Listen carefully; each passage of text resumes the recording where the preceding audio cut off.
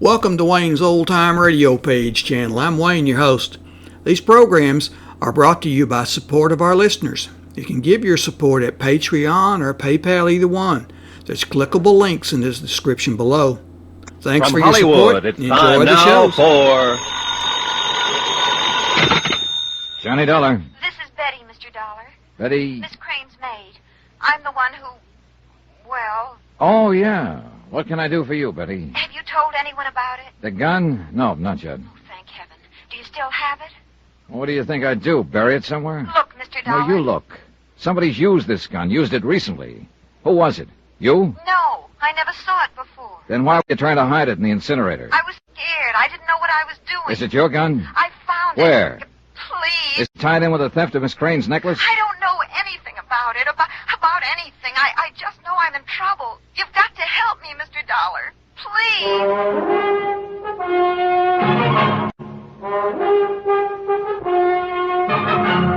tonight and every weekday night, Bob Bailey in the transcribed adventures of the man with the action-packed expense account, America's fabulous freelance insurance investigator. Yours truly, Johnny Dollar.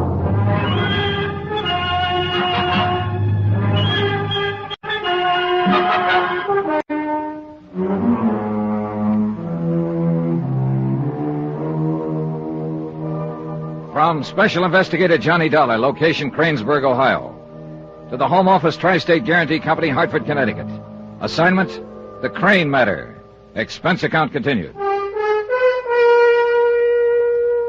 Item 7, $3.10 for a bad steak and worse coffee in the hotel dining room. But it didn't matter much. I had to rush it anyway, with one eye on my watch. I was meeting jewel thief Swanty Prell at his rooming house at 9 o'clock. And Melba Crane's maid Betty was coming here to the hotel at 10, providing she could slip away from the house.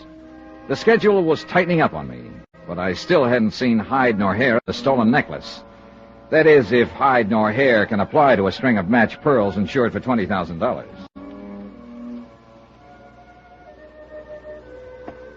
1412 North Oak Street was in a lost and forgotten corner of town, dark and nearly deserted at this hour of the evening. The rooming house, a ramshackle frame built flush to the sidewalk, seemed to wait for me, brooding and silent. There were no names on the letterboxes and no sign of an office. I tried the front door. It was open. Room 6 was the number Smiley had given me. I walked down the long hall, studying the numbers on the doors with a dim light from a single bulb at the far end. 4, 5, 6. I heard the barest hint of movement behind the door, then silence. I reached down quietly and turned the knob. The door was unlocked.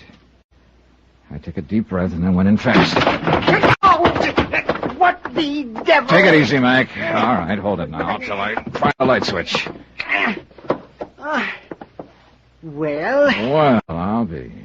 Mr. Dollar. Aren't you a little out of your territory, Mr. Crane? I don't know what you mean. Sit down before you shake your teeth loose. I beg your pardon, sir. Don't mention it.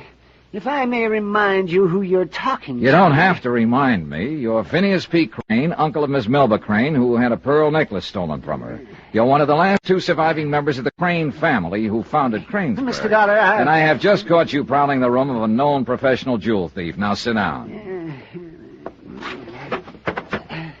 I can explain this, sir. Yeah, I hope so. I suppose our host isn't home. There's no one else here. Was the door unlocked? Or were you equipped with a set of keys? I beg your pardon. Again? You're the most polite burglar I've ever tagged. This is not the way it seems, I assure you. All right, now you've assured me. Convince me.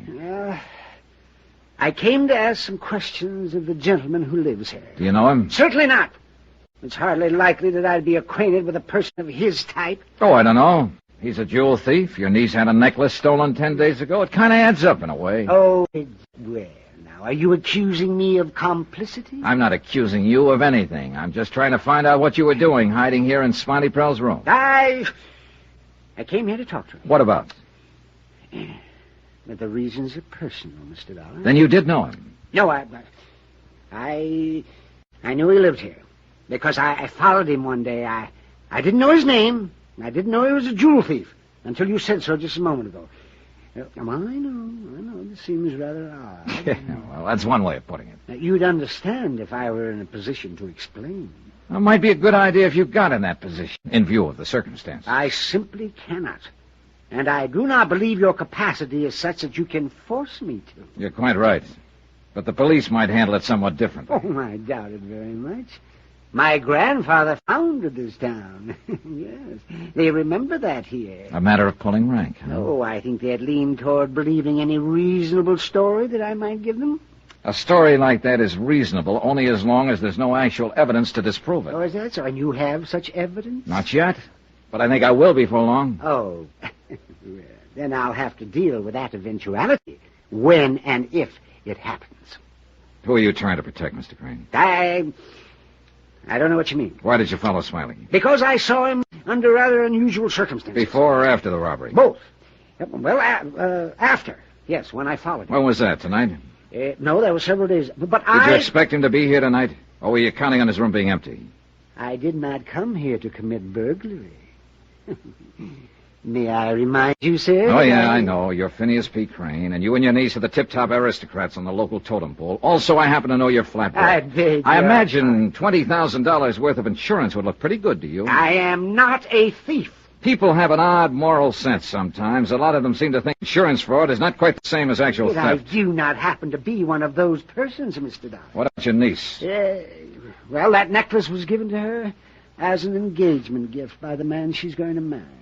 And I'm sure its value to her is much more than the amount of the insurance. Maybe, and maybe not. You did tell me this afternoon that she's headstrong, impulsive. Well, yes, but I did not mean to imply, sir. All right, Mr. Crane. I imagine you'll be around when I want you.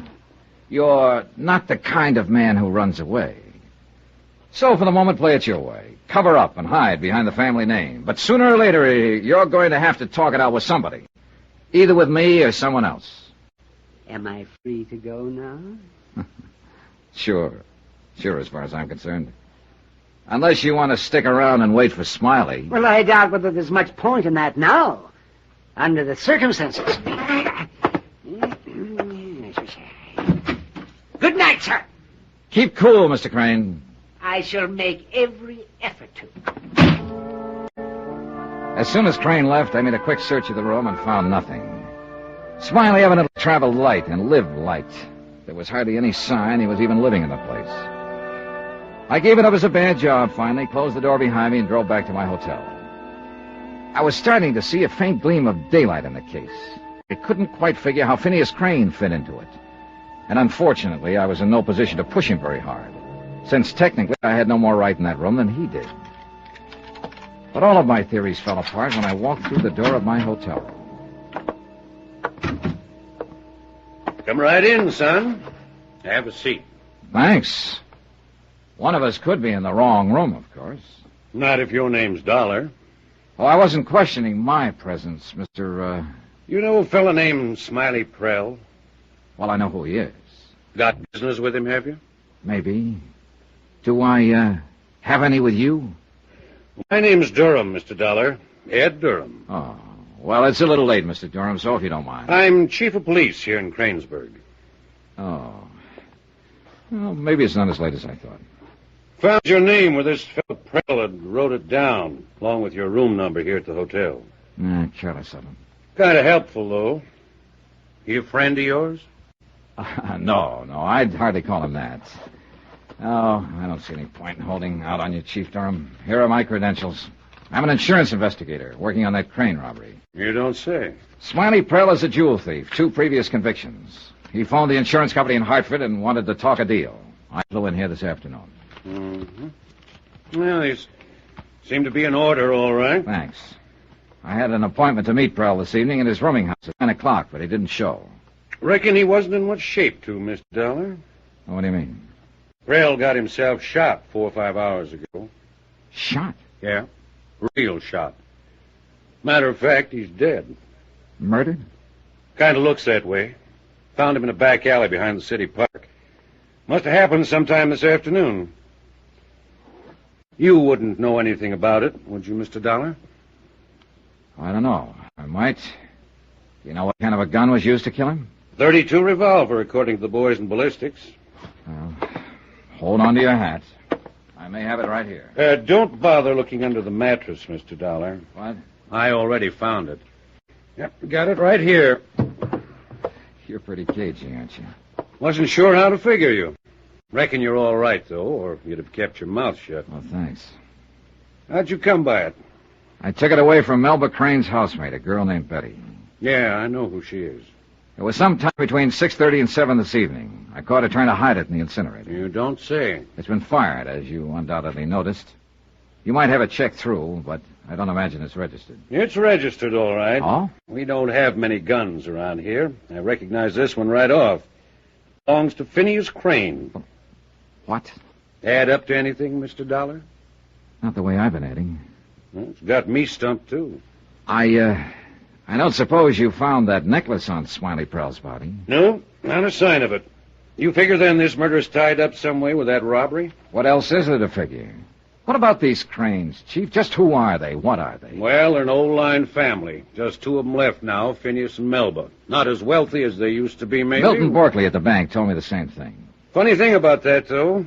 Lately, at least, old Phineas seems to have plenty of cash to jingle together. How lately? Now, not just since the robbery, if that's what you mean. It's longer than that. Last 4 or 5 months. Well, that checks, too, with what Borkley said. You got some idea they planned that robbery, Mr. Dollar? Oh, I don't know. I've got no evidence of it, if that's what you're asking. How do Phineas and Melba get along together? Well, they're kind of like royalty here, you know. They're pretty much to themselves. And if they do have any trouble, it's never heard outside the house. Uh-huh. What do you know about Melba's fiancé, this Dean Sellers? Well, he's been here about 8 months. Seems to be a pretty nice fellow. Civic leader and all that. Everybody in town thought it was just fine when they got engaged. Figured they was meant for each other. Well, he certainly goes in for lavish gifts. A necklace with 38 matched pearls is quite... Expecting somebody? Yeah, quite. Who is it? Betty, let me in, Mr. Dollar. Oh, just a minute. She phoned earlier, wants the gun back. Maybe you'd better listen in from the bathroom. Good idea. Let me get set. Okay, right.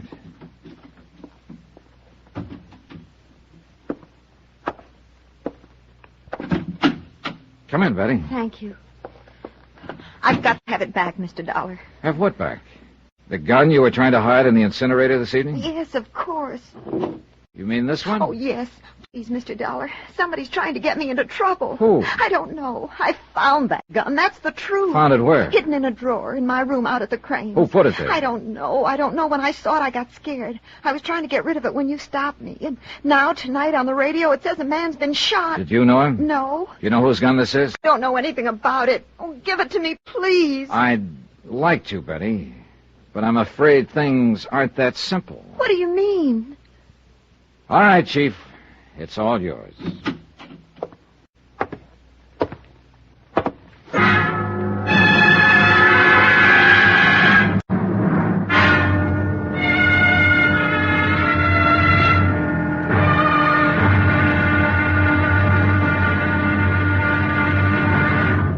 Now, here's our star to tell you about tomorrow's episode of this week's story. Tomorrow, a castle crumbles.